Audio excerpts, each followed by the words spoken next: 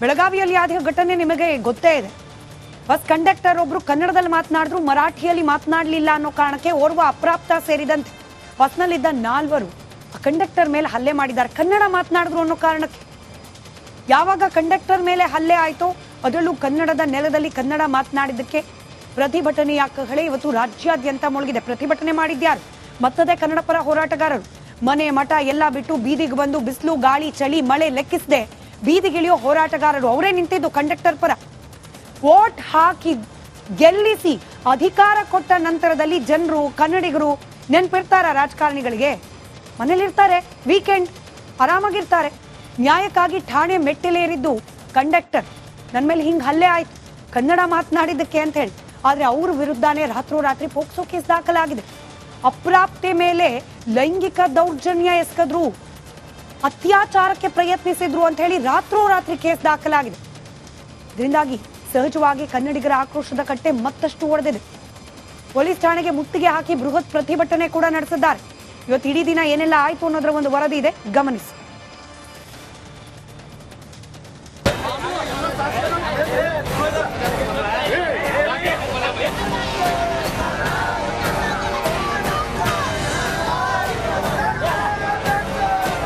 ಆಕ್ರೋಶ, ಕಿಚ್ಚು, ಪ್ರತಿಭಟನಾ ಜ್ವಾಲೆ, ಪೊಲೀಸ್ ಠಾಣೆ ಮುಂದೆ ಹೈಡ್ರಾಮಾ.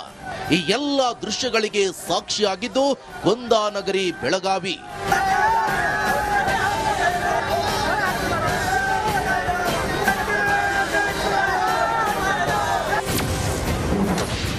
ಏಟು ತಿಂದ ಕಂಡಕ್ಟರ್ ಮೇಲೆ ಪೋಕ್ಸೋ ಕೇಸ್.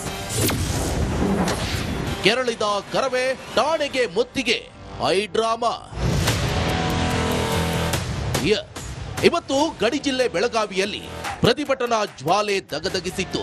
ಕನ್ನಡಿಗರು ಕೆರಳಿ ಕೆಂಡವಾಗಿದ್ರು. ನಿರ್ವಾಹಕನ ಮೇಲಿನ ಹಲ್ಲೆ ಖಂಡಿಸಿ ಕರವೇ ಬೃಹತ್ ಪ್ರತಿಭಟನೆ ನಡೆಸಿತು. ಮಾರಿಹಾಳ ಪೊಲೀಸ್ ಠಾಣೆಗೆ ಮುತ್ತಿಗೆ ಹಾಕಿದ್ದು ಭಾರಿ ಹೈಡ್ರಾಮವೇ ನಡೆದು ಹೋಯಿತು. ಇಷ್ಟೆಲ್ಲ ಆಕ್ರೋಶಕ್ಕೆ ಕಾರಣವಾಗಿದ್ದು ಕಂಡಕ್ಟರ್ ಮೇಲೆ ಪೋಕ್ಸೋ ಕೇಸ್ ದಾಖಲಿಸಿದ್ದಕ್ಕೆ.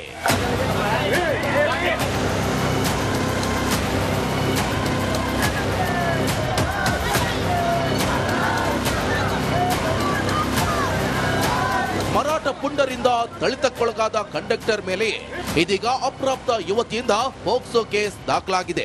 ನ್ಯಾಯ ಕೇಳಿದವನಿಗೆ ಅನ್ಯಾಯವಾಗ್ತಾ ಇದೆ ಎಂಬ ಅನುಮಾನ ಮೂಡಿದೆ. ನನ್ನ ಮೇಲೆ ಉದ್ದೇಶ ಪೂರ್ವಕವಾಗಿ ಕೇಸ್ ದಾಖಲು ಮಾಡಿದ್ದಾರೆ ಅಂತ ಕಂಡಕ್ಟರ್ ಕಣ್ಣೀರು ಹಾಕಿದ್ದಾರೆ. ಪೋಸ್ಕೋ ಕೇಸ್ ದಾಖಲಾಗಿದೆ. ಅದೇ ಸರ್, ಉದ್ದೇಶಪೂರ್ವಕವಾಗಿ ಮಾಡಿದ್ದಾರೆ. ಇದನ್ನು ಕೇಸ್ ಮುಚ್ಚಾಕಬೇಕು ಅಂತೇಳಿ. ನೀವೇನಾದರೂ ಆ ರೀತಿ ಮಾಡಿದ್ರ? ಅಲ್ಲಿ ಏನಾದ್ರು ನನ್ನ ಸರ್ವಿಸಲ್ಲೇ ಒಂದು 20 ವರ್ಷ ಸರ್ವಿಸಲ್ಲೇ ನಾನು ಯಾವ ಹೆಣ್ಮಕ್ಳಿಗೆ ಈ ಥರ ನಡ್ಕೊಂಡಿಲ್ಲ. ನನಗೂ ಮಕ್ಕಳಿದ್ದಾರೆ ಸರ್. ಆ ಹುಡುಗಿ ವಯಸ್ಸೊಳಗೆ ಮಕ್ಕಳಿದ್ದಾರೆ ನನಗೆ.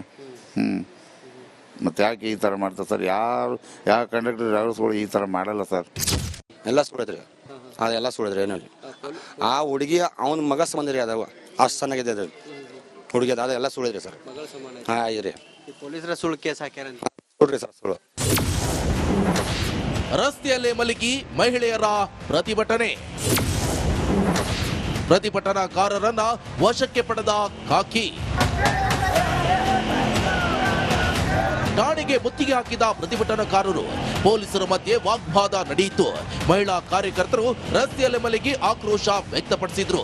ತಳ್ಳಾಟ ನೂಕಾಟ ನಡೆದಿದ್ದು ಭಾರಿ ಹೈಡ್ರಾಮವೇ ನಡೆದು ಹೋಗಿದೆ.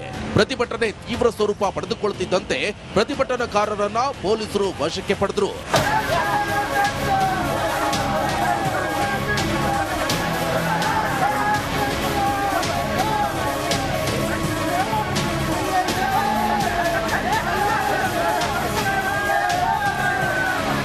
ಇನ್ನು ಈಗಾಗಲೇ 4 ಆರೋಪಿಗಳನ್ನ ವಶಕ್ಕೆ ಪಡೆದ ಪೊಲೀಸರು ತನಿಖೆ ನಡೆಸುತ್ತಿದ್ದಾರೆ. ಆ ಕಂಪ್ನಿ ಮೇಲೆ ಆಲ್ರೆಡಿ ಈಗ ನಾವು 4 ಜನ ನಾವು ಸೆಕ್ಯೂರ್ ಮಾಡಿದ್ವಿ.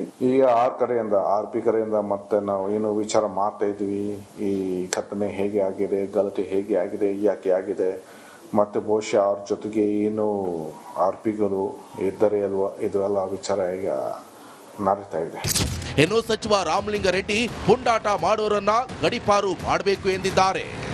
ಹಿಂಡಲ್ಗ ಜೈಲಿಗೆ ನೆನ್ನೆನೆ ಕಳಿಸಿದ್ದಾರೆ. ಮತ್ತು ಗೃಹ ಮಂತ್ರಿಗಳಿಗೂ ಹೇಳ್ತೇನೆ, ಈ ಥರ ಪುಂಡಾಟಿಕೆ ಮಾಡೋರಿಗೆ ಗಡಿಪಾರು ಮಾಡಿದ್ರೆ ಅವಾಗ ಸ್ವಲ್ಪ. ಆನೇಕಲ್ನಲ್ಲೂ ಕರವೆಯಿಂದ ಪ್ರತಿಭಟನೆ. ಇನ್ನು ಆನೇಕಲ್ನ ಅಂಬೇಡ್ಕರ್ ಪ್ರತಿಮೆ ಬಳಿ ಕರವೇ ಶಿವರಾಮೇಗೌಡ ಬಣ ಪ್ರತಿಭಟನೆ ನಡೆಸಿತು. ಎಂಇಎಸ್ ಸಂಘಟನೆ ಪ್ರತಿಕೃತಿ ದಹಿಸಿ ಹೆದ್ದಾರಿ ತಡೆದು ಆಕ್ರೋಶ ವ್ಯಕ್ತಪಡಿಸಿದ್ರು.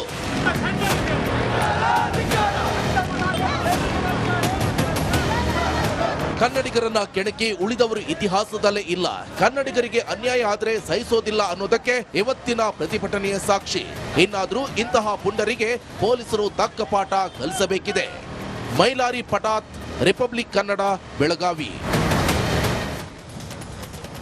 ನಮ್ಮ ಆಶಯ ಅದೇ ಅಲ್ವಾ, ಪುಂಡ ಪೋಖರಿಗಳಿಗೆ ಪೊಲೀಸರು ತಕ್ಕ ಪಾಠ ಕಲಿಸಬೇಕು ಅಂತ ಹೇಳಿ ನಿರೀಕ್ಷೆ ಮಾಡ್ತೀವಿ. ಆದ್ರೆ ಆಗತ್ತಾ ಅನ್ನೋದೇ ಅನುಮಾನ.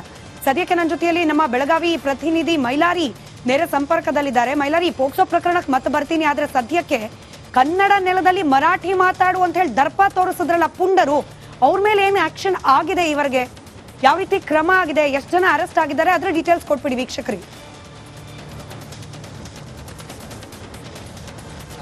ಖಂಡಿತ ಸ್ಮಿತಾ, ಏನು ಬೆಳಗಾವಿಯಲ್ಲಿ ಮರಾಠಿ ಬರೋದಿಲ್ಲ, ಕನ್ನಡ ಮಾತನಾಡಿ ಅನ್ನೋದಕ್ಕೆ ಏನು ಕಂಡಕ್ಟರ್ ಮೇಲೆ ಹಲ್ಲೆಯನ್ನು ಮಾಡಿದ್ರು. ಆ ಒಂದು ಪ್ರಕರಣಕ್ಕೆ ಸಂಬಂಧಿಸಿದಂತೆ ಈಗ ಒಟ್ಟು ಏನು ಅಪ್ರಾಪ್ತ ಬಾಲಕ ಸೇರಿದಂತೆ ಒಟ್ಟು 4 ಆರೋಪಿಗಳನ್ನು ಬಂಧಿಸಿ ಅವರಿಗೆ ವೈದ್ಯಕೀಯ ತಪಾಸಣೆ ಮಾಡಿ ಪೊಲೀಸ್ ಭಾಷೆಯಲ್ಲಿ ಅವರಿಗೆ ವಿಚಾರಣೆಯನ್ನು ಮಾಡಿ ಈಗಾಗಲೇ ಅವರನ್ನು ಹಿಂಡಿಲ್ಗ ಜೈಲಿಗೆ ಶಿಫ್ಟನ್ನು ಮಾಡಿದ್ದಾರೆ. ಆದರೆ ಇನ್ನೂ 4-5 ಜನ ಆರೋಪಿಗಳು ನನ್ನ ಮೇಲೆ ಹಲ್ಲೆಯನ್ನು ಮಾಡಿದ್ರು. ಕೇವಲ 4 ಜನರು ಅಷ್ಟೇ ಅಲ್ಲ ಅನ್ನೋ ಒಂದು ಮಾತನ್ನು ಸಹ ಸ್ವತಃ ಕಂಡಕ್ಟರ್ ಮಹದೇವಪ್ಪ ಹುಕ್ಕೇರಿ ಅವರು ಹೇಳಿದ್ರು. ಆದರೆ ಏನು ಈ ಘಟನೆ ಹಿನ್ನೆಲೆಯನ್ನು ನೋಡೋದಾದ್ರೆ ಈಗಾಗಲೇ ಪೊಲೀಸರು ಅಷ್ಟು 4 ಜನ ಆರೋಪಿಗಳನ್ನು ಮಾತ್ರ ವಶಕ್ಕೆ ಪಡೆದುಕೊಂಡಿರುವಂಥದ್ದು. ಜೊತೆಗೆ ನಾನು ಅಂದ್ರೆ ಈ ಏನು ಅಪ್ರಾಪ್ತ ಬಾಲಿಕೆ ಅಂದ್ರೆ ಪುಂಡ್ರ ಪರವಾಗಿ ಏನು ಹೇಳಿಕೆಯನ್ನ ಕೊಟ್ಟಿದ್ರು, ಪೋಕ್ಸೋ ಕೇಸನ್ನ ಏನು ದಾಖಲು ಮಾಡಿದ್ರು, ಅವರ ಹೇಳಿಕೆಯನ್ನ ಗಮನಿಸೋದಾದ್ರೆ ಇಲ್ಲಿ ನಾನು ಯಾವುದೇ ರೀತಿಯಾದಂತಹ ಅಸಭ್ಯವಾಗಿ ವರ್ತನೆ ಮಾಡಿಲ್ಲ ಅನ್ನೋ ಒಂದು ಮಾತನ್ನ ಕೂಡ ಸ್ವತಃ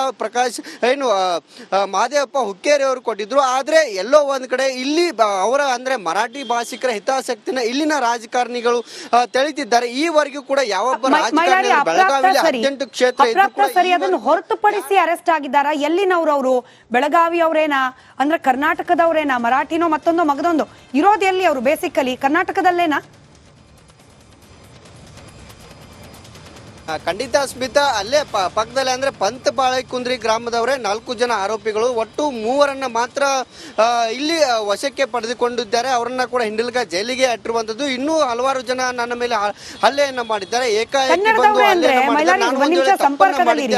ಕರ್ನಾಟಕದಲ್ಲಿ ಇತ್ಕೊಂಡೇನೆ ಮರಾಠಿ ಮಾತಾಡು, ನಮಗ್ ಕನ್ನಡ ಬರಲ್ಲ ಅಂತಾರೆ ಅಂದ್ರೆ ಈಗ ಅರೆಸ್ಟ್ ಮಾಡಿರೋ ಪೊಲೀಸರು ಮೊದಲು ಕನ್ನಡ ಪಾಠ ಮಾಡ್ಬೇಕು. ಅವ್ರು ಜೈಲಿಂದ ಆಚೆ ಬರೋದ್ರೊಳಗೆ ಕನ್ನಡ ಕಲ್ತು ಕನ್ನಡದಲ್ಲಿ ಕ್ಷಮೆ ಕೇಳ್ಬೇಕು. ಹಂಗಾಗಬೇಕು. ಆಗಪ್ಪ ಪೊಲೀಸರು ಶಿಕ್ಷೆ ಇದೆಲ್ಲದ್ರ ಬಗ್ಗೆ ಒಂದು ವಿಶ್ವಾಸ ಅನ್ನೋದು ಉಳಿಯತ್ತೆ ಅಂತ ಹೇಳಿ